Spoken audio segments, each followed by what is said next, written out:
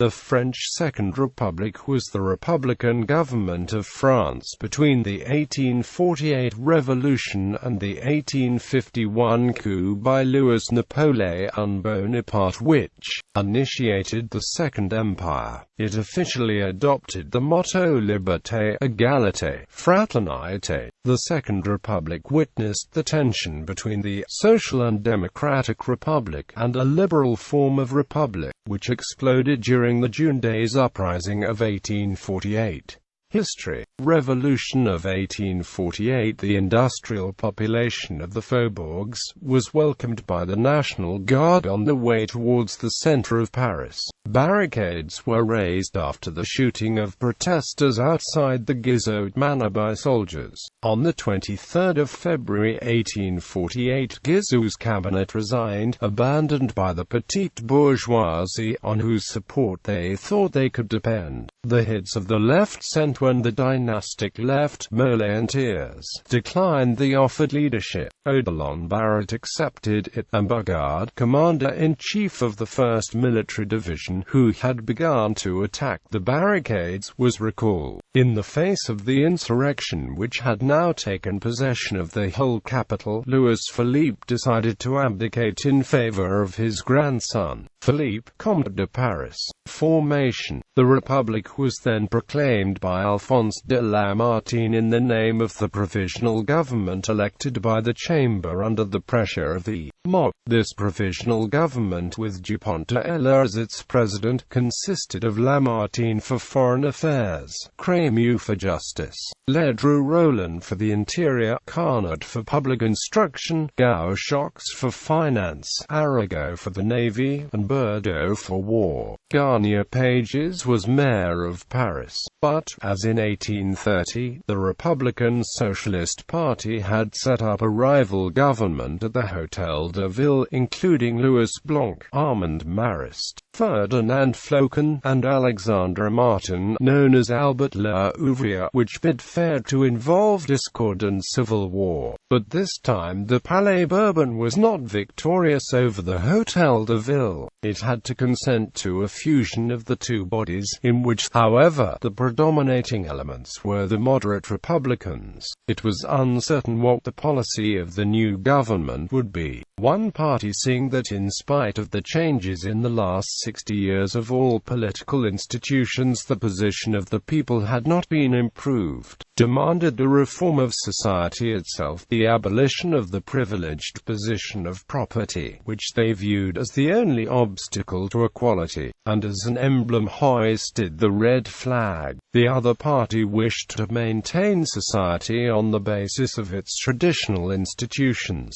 and rallied round the tricolor, as a concession made by Lamartine to popular aspirations, and in exchange of the maintaining of the tricolor flag, he conceded the Republican triptych of Liberté, Égalité, Fraternité, written on the flag, on which a red rosette was also to be added. The first collision took place as to the form which the 1848 revolution was to take. Lamartine wished for them to maintain their original principles, with the whole country as supreme, whereas the revolutionaries under Ledru-Rollin wished for the Republic of Paris to hold a monopoly on political power. On the 5th of March the government, under the pressure of the Parisian clubs, decided in favor of an immediate reference to the people, and direct universal suffrage, and adjourned it until the 26th of April. This added the uneducated masses to the electorate and led to the election of the Constituent Assembly of the 4th of May 1848.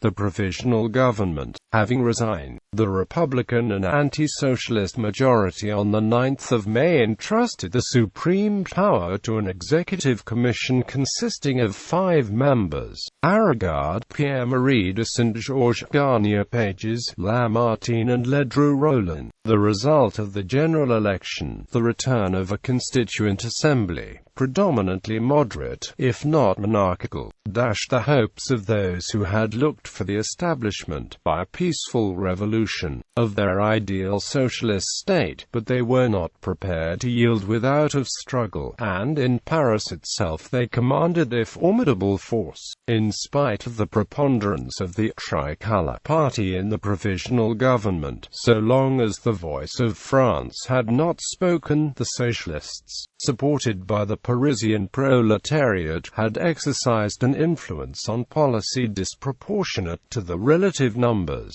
By the decree of the 24th of February, the provisional government had solemnly accepted the principle of the right to work, and decided to establish national workshops for the unemployed. At the same time, a sort of industrial parliament was established at the Luxembourg Palace, under the presidency of Louis Blanc, with the object of preparing a scheme for the organization of labor, and, lastly, by the decree of the 8th of March, the property qualification for enrollment in the National Guard had been abolished and the workmen were supplied with arms. The socialists thus formed a sort of state within a state, complete with a government and an armed force. On the 15th of May, an armed mob, headed by Raspail, Blanquer and Barbes, and assisted by the proletariat-aligned Guard, attempted to overwhelm the Assembly, but were defeated by the bourgeois-aligned battalions of the National Guard. Meanwhile, the national workshops were unable to provide remunerative work for the genuine unemployed, and of the thousands who applied, the greater number were employed in aimless digging and refilling of trenches.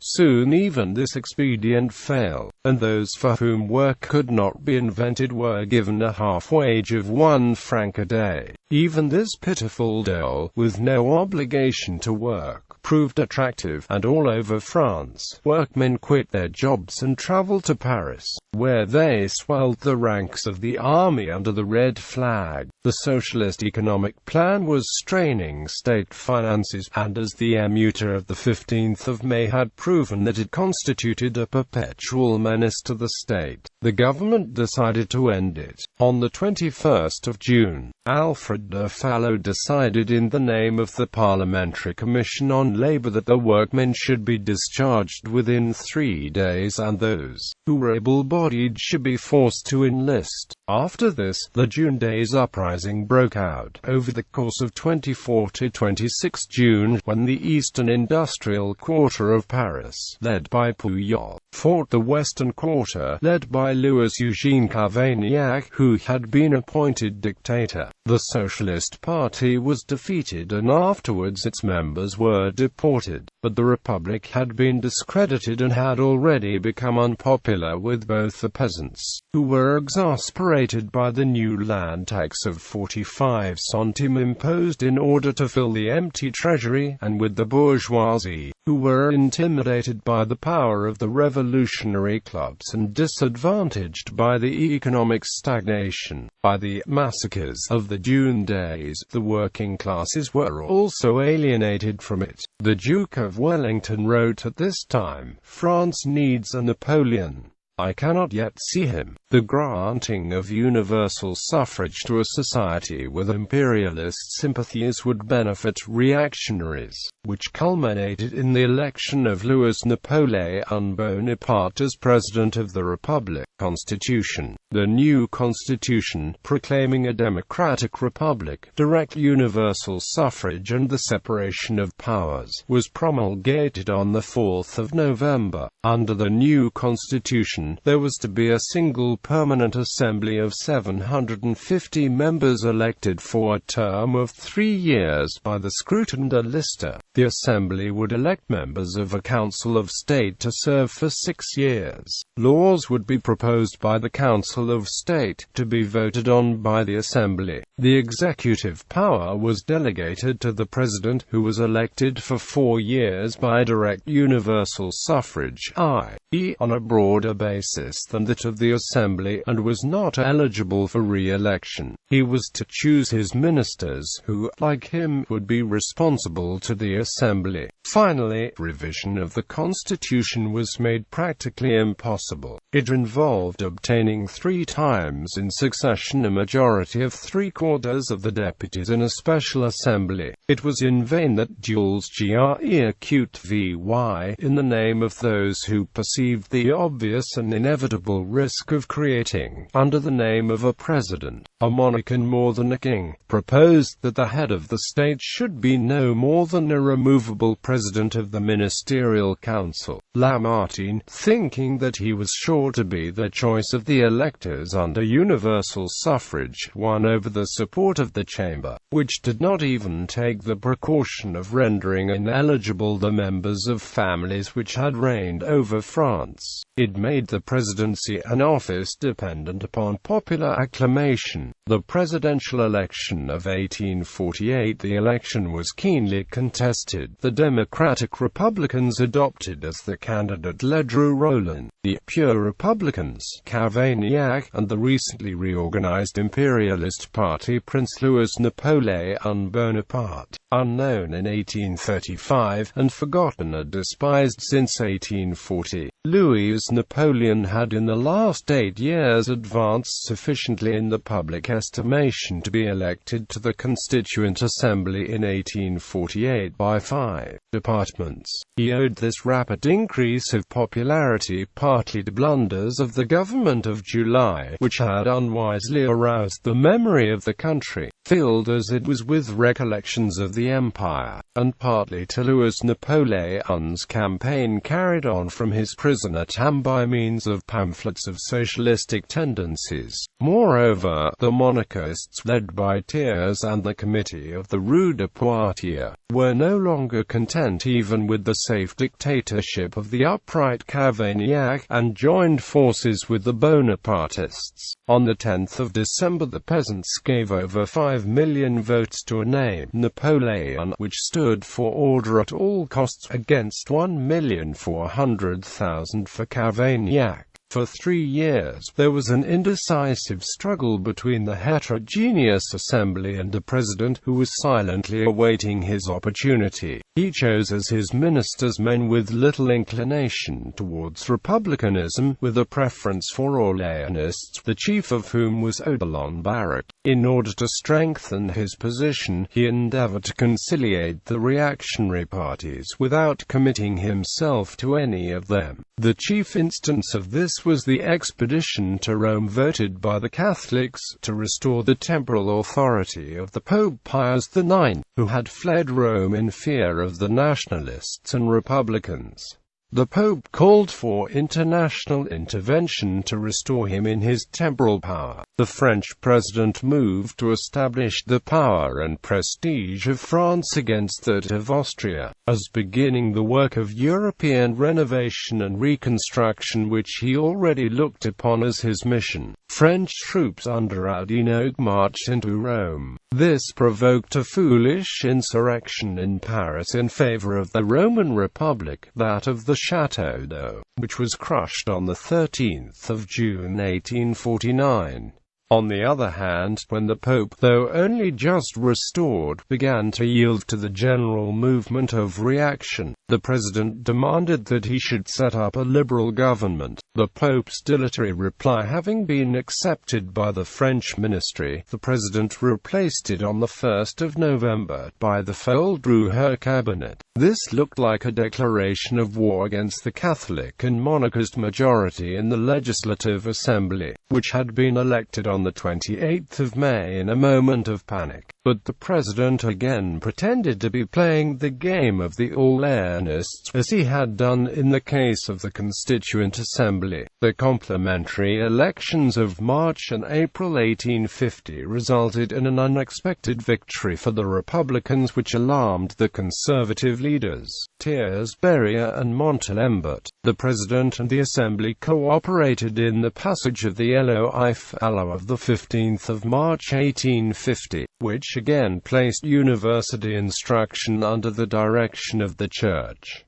A conservative electoral law was passed on the 31st of May. It required each voter to prove 3 years' residence at his current address by entries in the record of direct taxes. This effectively repealed universal suffrage. Factory workers, who moved fairly often, were thus disenfranchised. The law of the 16th of July aggravated the severity of the press restrictions by re-establishing the caution money deposited by proprietors and editors of papers with the government as a guarantee of good behavior. Finally, a skillful interpretation of the law on clubs and political societies suppressed about this time all the Republican societies. It was now the turn to be crushed like the socialists. Coup. However, the president had only joined in Montalembert's cry of "down with the Republicans," in the hope of effecting a revision of the Constitution without having recourse to a coup d'etat. His concessions only increased the boldness of the monarchists. While they had only accepted Louis-Napoléon as president in opposition to the Republic and as a step in the direction of the monarchy, a conflict was now inevitable between his personal policy and the majority of the chamber, who were moreover divided into legitimists and Orléanists. In spite of the death of Louis Philippe in August 1850, Louis-Napoléon exploited the projects for a restoration of the monarchy, which he knew to be unpopular in the country, and which gave him the opportunity of furthering his own personal ambitions. For the 8th of August to the 12th of November 1850 he went about France stating the case for a revision of the Constitution in speeches which he varied according to each place. He held reviews, at which cries of "Vive Napoleon!" showed that the army was with him. He superseded General Changanier, on whose arms the parliament relied for the projected monarchical coup d'etat. He replaced his Orléanist ministry by obscure men devoted to his own cause, such as Mornay, Florian Pisani, and gathered round him officers of the African army, broken men like General Santano. In fact, he practically declared open war. His reply to the votes of censure passed by the Assembly, and the refusal to increase his civil list was to hint at a vast communistic plot in order to scare the bourgeoisie, and to denounce the electoral law of the 31st of May 1850, in order to gain the support of the mass of the people. The Assembly retaliated by throwing out the proposal for a partial reform of that article of the Constitution which prohibited the re-election of the President and the re-establishment of universal suffrage. All hope of a peaceful issue was at an end, when the quaestors called upon the chamber to have posted up in all barracks the decree of the 6th of May 1848 concerning the right of the Assembly to demand the support of the troops if attacked. The Mountain, dreading a restoration of the monarchy, voted with the Bonapartists against the measure, thus disarming the legislative power. Louis-Napoléon saw his opportunity, and organized the French coup of 1851. On the night of 1/2 December 1851, the anniversary of the coronation of his illustrious uncle Napoleon I, he dissolved the chamber, re-established universal suffrage, had all the party leaders arrested, and summoned a new assembly to prolong his term of office for 10 years. The deputies who had met under Barrière at the mairie of the 10th arrondissement to defend the Constitution and proclaim the deposition of Louis-Napoleon were scattered by the troops at Mazas and Mont-Valérien. The resistance organized by the Republicans within Paris under Victor Hugo was soon subdued by the intoxicated soldiers. The more serious resistance in the départements was crushed by declaring a state of siege and by the mixed commissions. The plebiscite of the 20th of December ratified by a huge majority the coup d'etat in favor of the Prince-President, who alone reaped the benefit of the excesses of the Republicans and the reactionary passions of the monarchists.